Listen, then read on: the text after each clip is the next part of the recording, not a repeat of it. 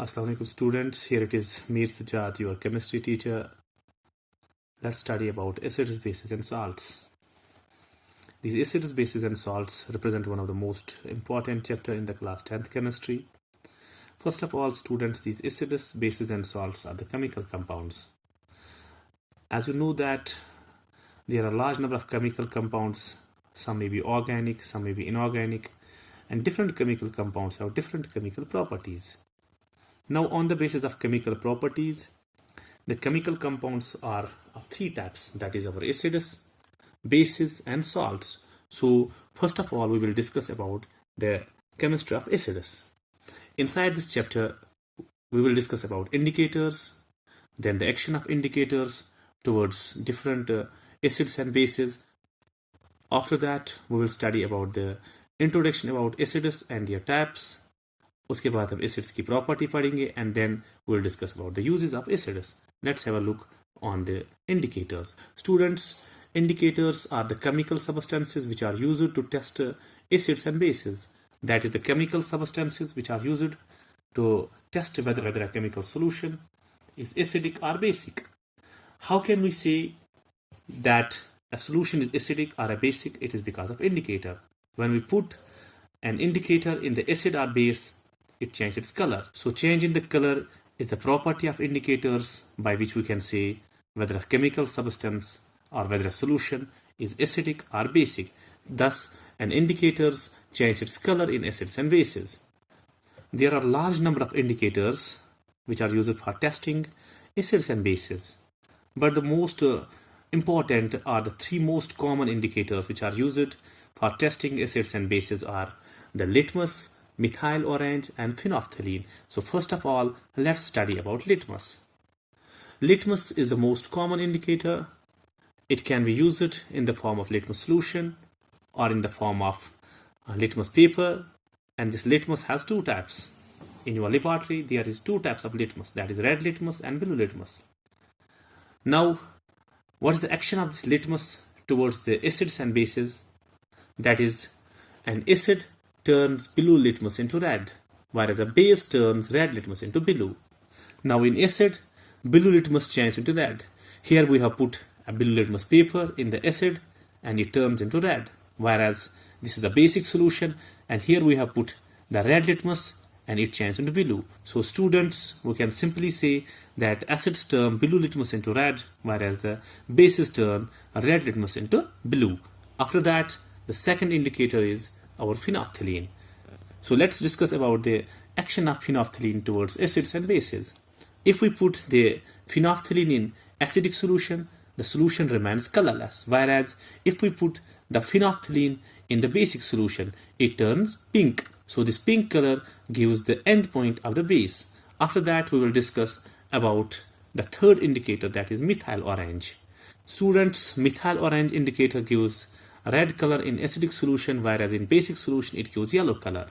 So if we put this methyl orange into acidic solution, it turns red, whereas if we put this methyl orange in the basic solution turns yellow. Here you can observe the effect of methyl orange indicator in an acid and in a base. So this was about the indicators and the action of different indicators towards acids and bases. Now let's discuss about acids. Acids are the chemical substances.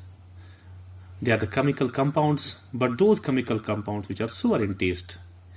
That is, जो acids होते हैं वो खट्टे होते हैं. For example, अगर हम lemons की बात करेंगे, orange की बात करेंगे या tomatoes की बात करेंगे, these food items are sour in taste.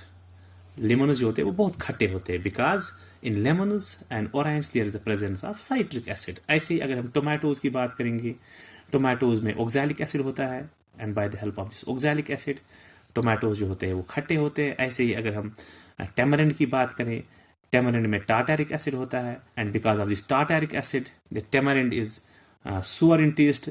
So all these acids, whether they are the natural acids or whether they are the synthetic acids, all these acids have a sour taste. And second one, these acids have the property to turn blue litmus into red. So there are some common acids which are found in our laboratory, that is sulfuric acid, that's H2SO4, and second one is the nitric acid, that's HNO3. ICE hydrochloric acid, that's HCl. Among these, this H2SO4, that sulfuric acid, it's known as the king of acids, or is called king of chemicals भी बोलते हैं. Also here you can see some materials which contain acids, जैसे कि हमारा lemon है, lemon में citric acid होता है. ऐसे ही हमारी fertilizers होती है, fertilizers contain an acid that is phosphoric acid. ऐसे ही हमारी soft drinks है, इन soft drinks में carbonic acid होता है. ऐसे ही हमारा vinegar है, this vinegar contains the acetic acid.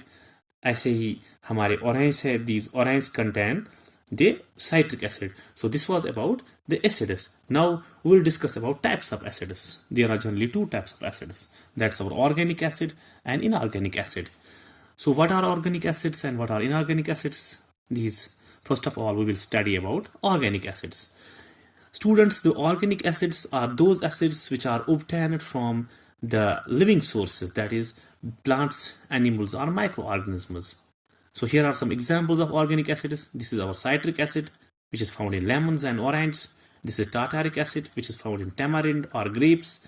This is the lactic acid, which is found in milk. So all these citric acid, tartaric acid, lactic acid, all these acids are the organic acids. Similarly, the second class of acids is mineral acids, or these mineral acids are known as inorganic acids. And mineral acids are those acids which are prepared from the minerals, that is from the rocks or some other inorganic sources.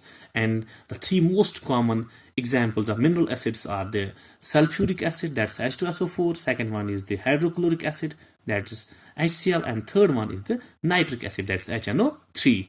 So this was the organic acids and the mineral acids, that's inorganic acids.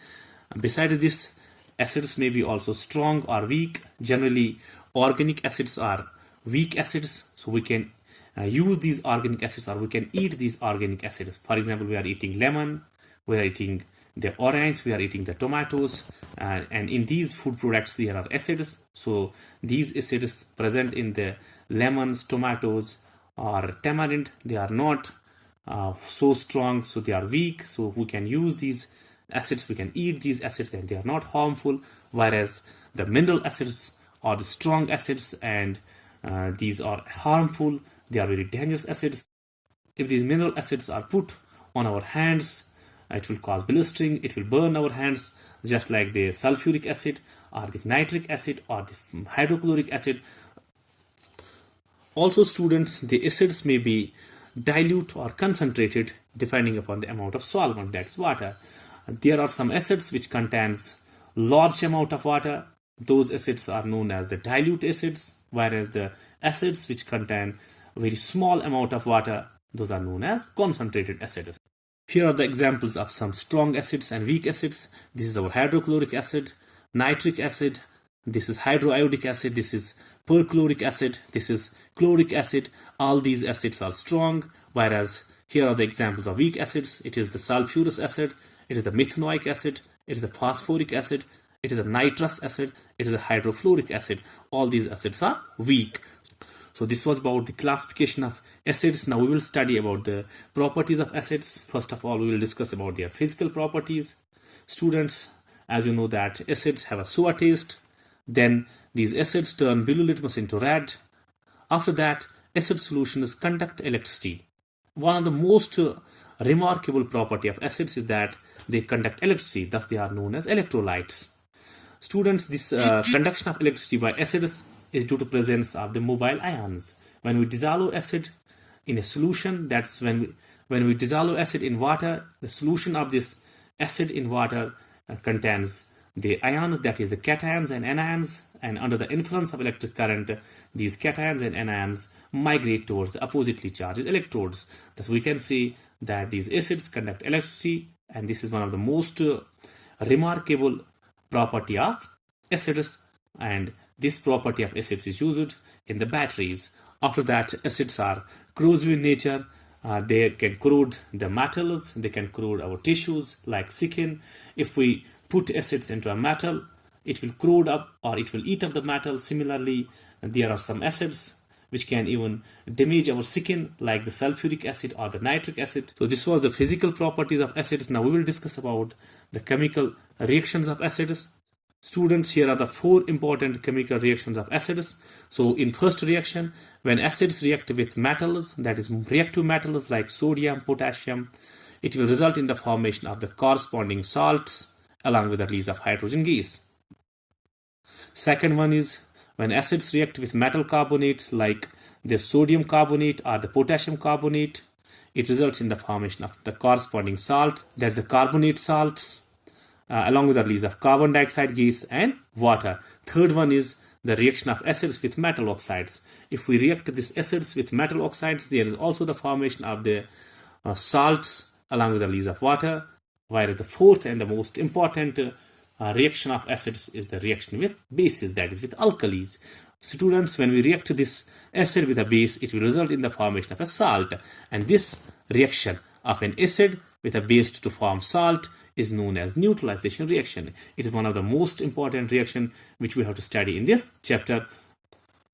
So this was about the chemical reactions of acids and the physical properties of acids. After that, we will study about the uses of acids. Students, these acids have a large number of uses. They represent an important class of compounds. Now we will here discuss about some most important uses of acids. So first one is the acetic acid. It's an important acid. This acetic acid is used to form the vinegar. Vinegar, as you know, is present in the kitchens and it acts as a preservative. It contains 5% of acetic acid. The second one is the citric acid. As you know that the citric acid is the important ingredient of lemons and orange. And it's an important source of vitamin C. Similarly, there is another acid, that's ascorbic acid. It's the chemical name of the vitamin C. And the important function of this vitamin C is to protect our gums. Now another is sulfuric acid, which is used in the production of fertilizers, steels, paint and plastics. It's one of the most important acid. As already stated, that the sulfuric acid is the king of chemicals. Also there is another acid, that's hydrochloric acid. This is HCl. This hydrochloric acid, which is also known as the muriatic acid, and it's used in a process called pickling. Pickling is a process that removes impurities from metals. So students, this was about acids, their types, their properties, physical properties and chemical properties, their uses. In the next lecture, we will study about bases. For that, stay connected with me. Till then, thank you. Have a nice day.